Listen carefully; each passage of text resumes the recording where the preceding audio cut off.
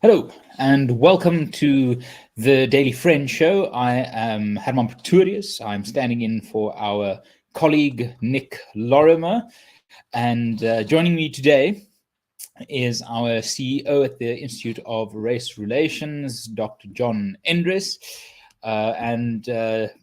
We are, I think, the only two people available on this pseudo long weekend Monday, and it suited my job prospects very neatly that it was the CEO I'm appearing with, just to show my level of commitment, and that other colleagues are not here and perhaps not necessarily as as deserving of a raise, but more about that later. John, it's good to have you with us. Good, Herman. That's all been noted and written down in the little black book. But very good to be back on the Daily Friend Show, and good to be here with you. Fantastic. So we've got three stories that, today that sort of range from the profound to the bizarre. So let's get started with our first story. And there was an article in the Daily Maverick that caught my eye yesterday, or posted yesterday, with the headline, "MPs emotionally drained over dire conditions, alleged corruption at Phillippi Police Station." Now, the thrust of the story is that a parliamentary delegation from the Portfolio Committee on Police visited this academy that houses 560 trainees, and which is meant to prepare people to protect the public and execute the important task of policing. And yet the place itself is in, I mean, calling it a dire state would be doing a kindness to dire states the world over. There's no geysers at the place. The place gets burgled. Only two computers, or 20 computers for about 500 trainees. It's just a mess, and the indignity that seemed to be foisted on these young people was enough to drive Darlene James of Action SA to the verge of tears, becoming emotional, saying, "I'm emotionally drained. In our communities, we get excited when we set our kids to better their future, but here it is worse. Since they started training, some of them, the trainees, have not had access to electricity or hot water. It feels like they are being trained for the army." Now, John, as tragic as this is, its tragedy is perhaps matched only by its illumination of perhaps the attitude of the government, the attitude of the state towards the very idea of service delivery. I mean, it's not even that we are falling short at the point of delivery. We seem to be falling short well before the point of delivery on something as important as crime prevention. Yeah, well, we're writing lots of policy papers about how to make the country better, including one that will be coming out towards the end of the year on policing. And what the story really brought home to me is how we sometimes miss or lose sight of the fact that it's the basics that are really the problem. So we might come up with really complicated ideas about professionalization and training and entrance exams and what have you, all of which is very important. But what this story shows you is that the guys tasked with protecting us are themselves unable to protect themselves, their own facility, from being burgled. They're being done a great disservice by the people responsible for managing the facility. So we read in that same story that millions of rands have been budgeted for upgrades, and there doesn't seem to be any impact of all that money being spent. And so just imagine how demoralizing it must be if you're a young person. You've set your sights on becoming a police officer, helping to uphold the rule of law in South Africa, catching the bad guys and making sure that South Africans are safe at home. But this is how you're being treated, and that really is a disgrace, a huge disgrace, and something that very urgently needs to be addressed. And I'll maybe just mention two things here. One is that in that article, The Department of Public Works was mentioned as being responsible for the facility, of course, as it would be. And one hopes that the new Public Works Minister will also have read the article and paid some attention to it. And the second thing was to see that this was a parliamentary oversight committee, I think, that went to look at the training facility. And just seeing those MPs there, I think it must be good for the trainees, as well for management of the facility, to know that our lawgivers are paying attention, and to see Ian Cameron there, for example, he's built a reputation for himself as being quite no nonsense, quite tough, quite hard, and one hopes that he will use that reputation to improve matters at Phillippi. Yeah, someone who, to coin a phrase, refuses to shut up, it seems. On that financial irregularities point, the article reads towards about 2/3 of the way in. Since mid-2018, more than 114 million rand has been allocated to the academy, including more than 100 million rand for meals and basic training of students, 8 million rand for meals for qualified police officers undergoing in-service training, and 6 million rand reportedly generated in profits from the academy's tuck shop. And then it goes on to the clincher. Despite these significant amounts, no financial audits have been conducted for the past 6 years at the academy. Now, the outrage about this is almost something that one has to just move swiftly past, because you can get stuck there and just become so frustrated, because this is replicated at so many levels across the country, at all levels of government. This scale of wastage, I mean, 114 million rand is not a little amount of money. You should be able to provide some stellar, or at least satisfactory, services at this scale.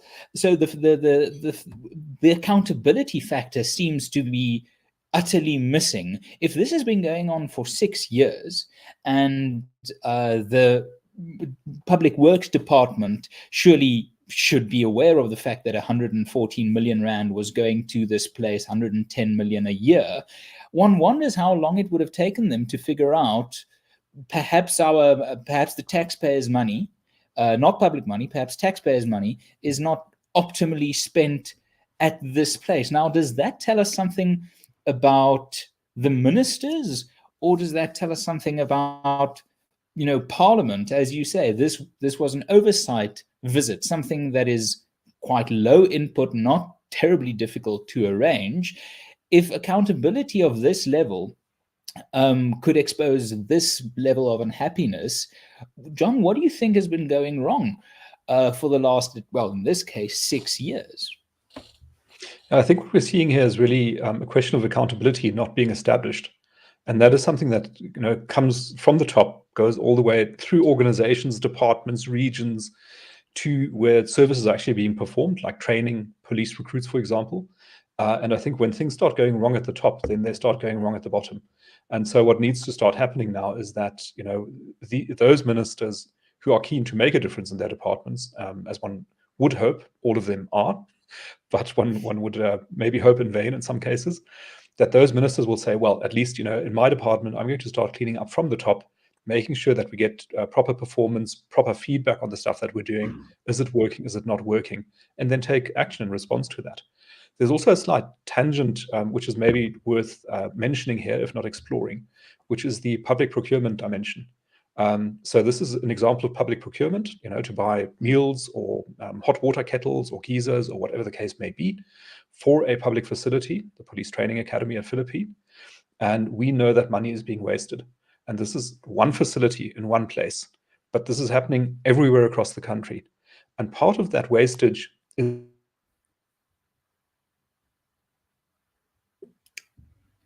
John, you seem to have Yes.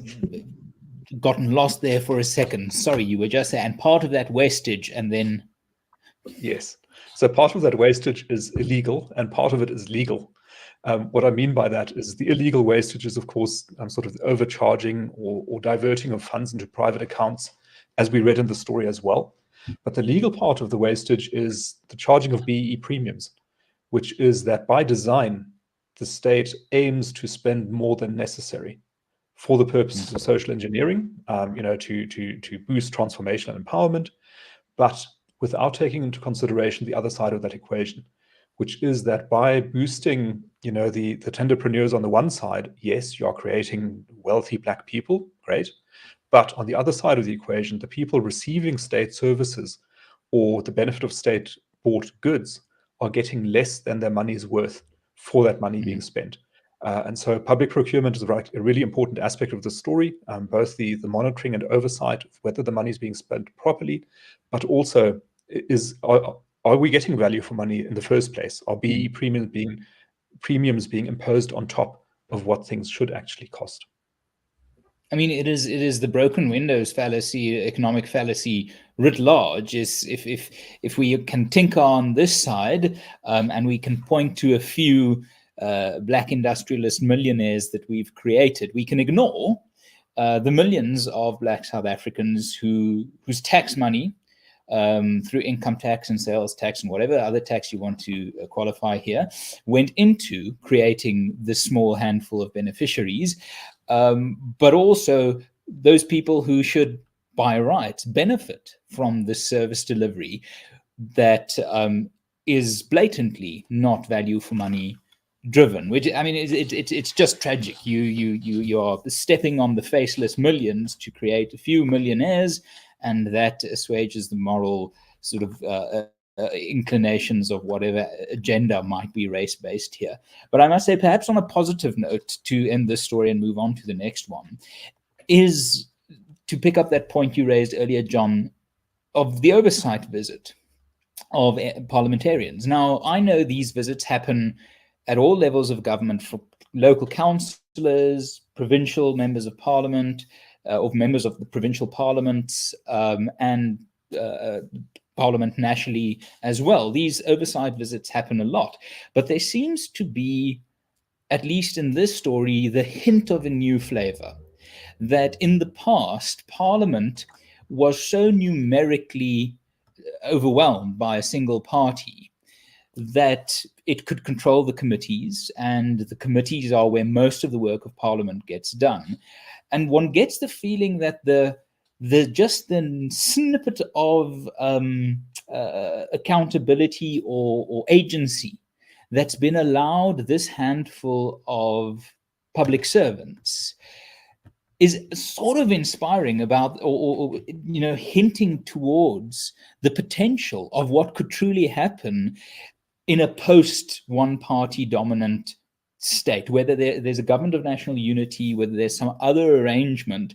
The fact is that these are re-empowered parliamentarians speaking on behalf of the people and sort of responding to human situations and tragedy in a very human way. For the first time in a long time, these parliamentarians seem to me to be South African citizens who've stepped up to serve, rather than just names on party lists who've stepped up to get paid. And there's something promising there. I know I'm sort of scraping the barrel for a silver lining, if I could jam up my metaphors, but there is positive here that this story has come to light, and as you say, in the way it has come to light through public servants just being publicly serving. Then we get on to the issue, John, that I think you in Johannesburg have been toiling up and down, give and take, for a few months, because the data here shows that Johannesburg apparently loses 50% of the water that is provided to it by Rand Water, and the municipality of Mfuleni loses 72% of the water provided to it by Rand Water. And of course, we are talking about the Business Tech article, Gauteng on the brink of full-blown water crisis. Now, this is something that's been coming quite a while, at least a year ago. In recent research I've done, at least a year ago, it was a story for quite a few weeks on the campaign trail. And I remember in 2017, Cape Town had the day zero crisis that was averted. So over the last 10 years, South Africa has increasingly become, even in our urban centers of comfort, aware of the fact that we are a water poor nation, and we seem to be indulging in all the things that a water poor nation should not be indulging in. And perhaps let me throw it over to you, John, in terms of your experience of the water crisis, and perhaps the role that local government competence or local government dedication to problem solving has played in your perception as someone who's both plugged into the policy world, but also, just a citizen experiencing the consequences of these decisions and stories. Yeah, so Johannesburg is the place where we, the great unwashed masses, live in unwashed squalor, unfortunately, because, yes, I mean, I didn't water want to say anything. Yes, there's actually quite. I mean, it's a serious matter and very bad, of course. But yes, we've had several water outages in our area, and there've been days-long outages in various areas across Johannesburg, which I think has been quite disturbing for many people in Johannesburg. Even though, of course, in the more rural areas of South Africa, this sort of thing has been going on for a long time. But now it's coming to the metros, and now it's being picked up in the news, and the media are noticing. But it is a huge issue. Part of the problem here is a supply constraint. So in other words, the population of Gauteng has grown by 80% in the last 20 years. So you've got almost double the number of people living here. That means you need more water. There is a plan to send more water from Lesotho to Gauteng, which is called the Lesotho Highlands Project, Phase 2. And this project is about 10 years behind schedule. So this was meant to start delivering water in 2019 already. And for various reasons relating, I think, to incompetence and probably also corruption at the Department of Water Affairs, of Water and Sanitation rather, that project didn't get off the ground until recently. So now it's only going to be 2028 that this water from Lesotho is going to start arriving in Johannesburg and starting to alleviate a bit of that supply pressure. Then the next problem we've got is, as you mentioned, the many leaks, lots of water that is sent by Rand Water, which is a very competently run utility, the bulk water supplier, is being sent up to Gauteng, to Johannesburg, Pretoria, and Tshwane, and Mfuleni, is being wasted. And one of the reasons is leaks, which don't get attended to. Another reason is unbilled water. So where meters get bypassed, or the water infrastructure gets vandalized, and people sort of just take water straight from the big pipes, just put a hole in it, install a tap, and there you go. But the sum total of this situation is that the water supply is now constrained and also unstable. And we've seen a little bit of a flurry of excitement with imbizos being held between the various water authorities saying, we've got a problem, we've got to do something. And one thing that's annoyed me tremendously about this is the insistence that residents must now start saving water. So we put in place water restrictions, and you can't use as much water as you used to if you're a paying water user. And the residents are being blamed for the situation. That is extremely upsetting, because as residents, you see a leak, you report it, and then if you drive past there a week later, it's still going to be there. If you drive past a month later, it's going to be there, but bigger. And a year later sometimes, or several years later, that leak is still there. So in other words, residents, are contributing the part of civic duty that they're supposed to by reporting these things and being aware of water consumption. But the city is in such a state of dysfunction that leaks don't get fixed. And that, I think, is going to create quite a lot of reactions or an unwillingness to comply with the water restrictions. Because residents are going to say, look, we've done our part. We're paying for the water that we're using. We're reporting the leaks that we're seeing. We're keeping the water infrastructure on our property nice and tight, so no leaks on our property. But you're blaming us for the situation that we're in. And that doesn't seem fair. So I'm hoping that residents are going to push back a bit against the municipal authorities and say, look, you're pointing the finger at us, but actually you're the problem. Sort out your business, and then we can talk. So there's a bit of upset at the moment in the WhatsApp groups. And in the article itself, 6 concerns are raised in terms of what's contributing to this crisis. Underinvestment in municipal infrastructure, lack of redundancy for system failures, increased load shedding, theft and vandalism that makes keeping the necessary water pressures at the necessary heights difficult, excessive municipal water losses, population growth, and overconsumption. So it is rather rich coming from the people who failed on the first four things that you can control literally as your centralized government responsibility, to then sort of turn it on the citizens and say, oh, but our job might be to oversee these resources, and you as a citizen might expect use of these resources, but seeing as we failed on our side, let's spread the blame a bit. Let's make sure that it reaches you as well. We're all in this together. And what makes it so tragic and transparent is, if you visit a province like KwaZulu-Natal or the Eastern Cape that do not struggle with the same level of just climate-based water shortages, they are wetter provinces, quite simply. You see, in a place like Port Alfred or whatever, you see the absurdity of flourishing plants and water restrictions. It is this weird thing that the water is there. It's there even in these areas with an abundance of it, but somehow it's the system that is failing. It is absurd then that if we look at the national, at the global standard of acceptable water loss, it's 15%. I mean, in a city as big as Johannesburg, that is supposed to be the economic heart, not just of South Africa, but to a large extent of the region, possibly even the continent, if we take into account the city's history, where it's come from, it's losing 50%. For every liter you drink, the system run by the politicians or not run by the politicians, supervised through proper or improper channels, it's just so fundamentally loss-making. And I think what I'm sort of stumbling towards in terms of question is, where do we go from here, John? Where do you think this sort of decay starts getting turned around? Ultimately, I think the solution is going to have to come from the political sphere. And my feeling at the moment is that Gauteng is very much out of step with the rest of the country. So we've got a sort of an ANC in charge in Gauteng that is EFF aligned rather than DA aligned or friendly, however you might want to call it. And I think for as long as that is the case, there's not going to be a turnaround.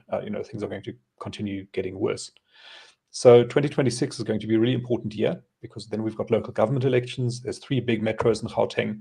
And depending on which way the politics swings that year, we might begin to see some improvements. But I think it is going to require sort of a shift in the political center, power centers, towards an ANC-DA combo. Maybe even if the DA can get some majority, sort of become the largest party in some of these metros, so that it can lead some coalitions, then I think we're going to see things improving. But until then, I think we've just got to buckle up and, as some of the viewers say, shower with your partner and bathe in champagne, or see what else we can come up with. Well, bathe in champagne. I'm very sad. If I knew that was an option, I would have become a leader of the EFF. But there's an interesting dynamic that's also going to play out. And I saw this in a Facebook exchange where the MMC for Finance and so on, Jackie Ace, posted something onto Facebook, and someone raised a question saying that, isn't there a negative spiral that of the city not getting its finances right, or not getting the finances right fast enough, leading to business confidence and investor confidence sagging in the city, and therefore sort of the money that would have come in going elsewhere. So you've got this compounding problem of the worse it gets, the worse it's going to get. And then Jackie Ace's reply was quite interesting, saying that in Gauteng,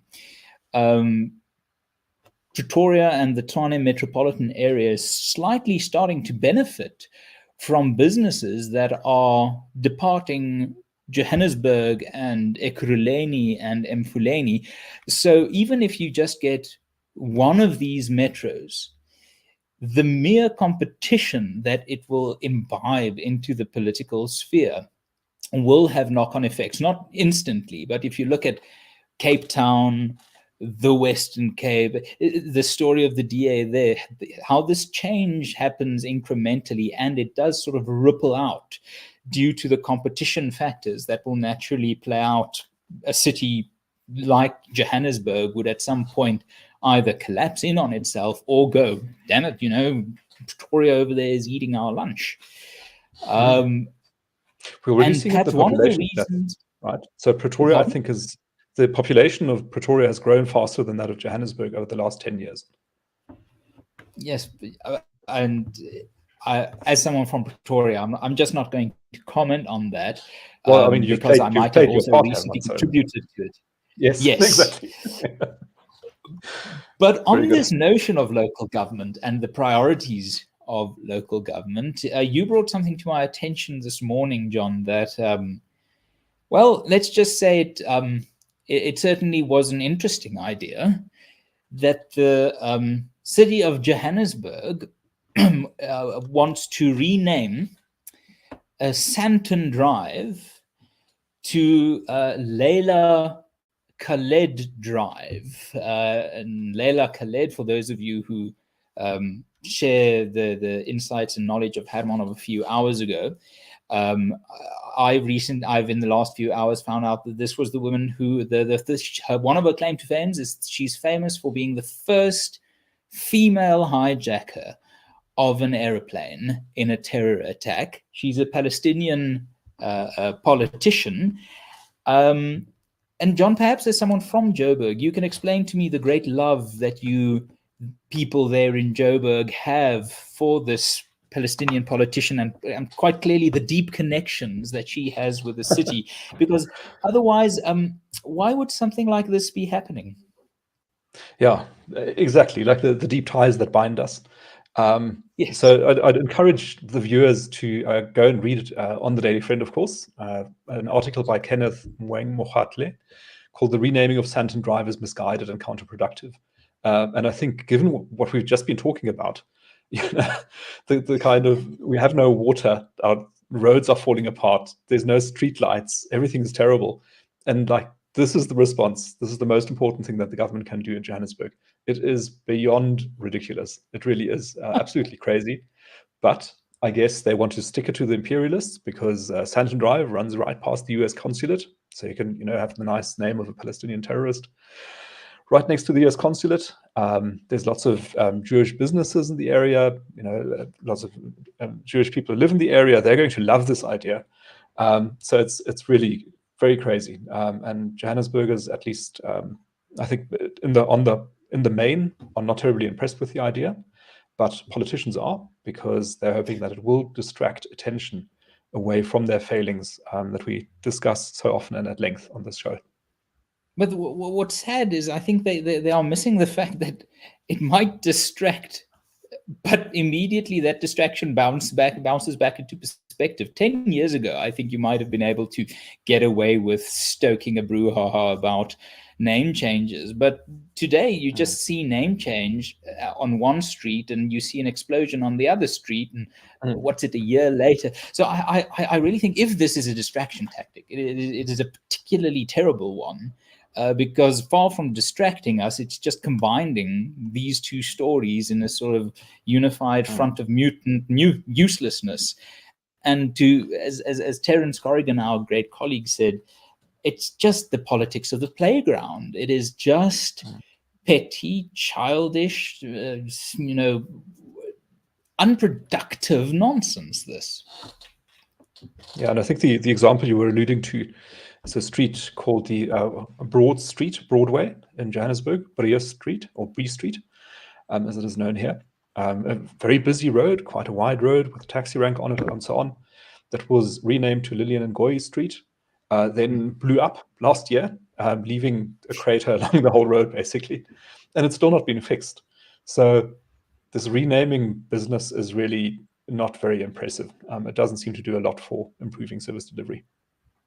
And if were I a provocateur, which I am not, I would advise the city of Joburg to perhaps rename after, let's call them unorthodox politicians with an explosive tendency. Perhaps if you're going to name things after people that encourage, explosions, perhaps rename the exploding streets to these explosive personalities. At least then we won't get services, but we'll get a chuckle. Yes, nominative determinism. Yeah, exactly. I mean, if it's called exploding street, it should explode, right? And on that bombshell, John, I want to thank you for standing in for today's podcast. And before the podcast, viewers at home, I just want to say that both John and I just had plans on the other person leading the conversation. And we just had both this plan to nod along. And I then coined the term nodcast. So if ever we don't do our research and we don't have time or something, and we just appear nodding along to stuff, well, then welcome to the Daily Friend Nodcast. But not today. We had a podcast. It was a good discussion. Thank you very much, everyone. Have a wonderful public holiday tomorrow, and we'll see you again on Wednesday. God bless.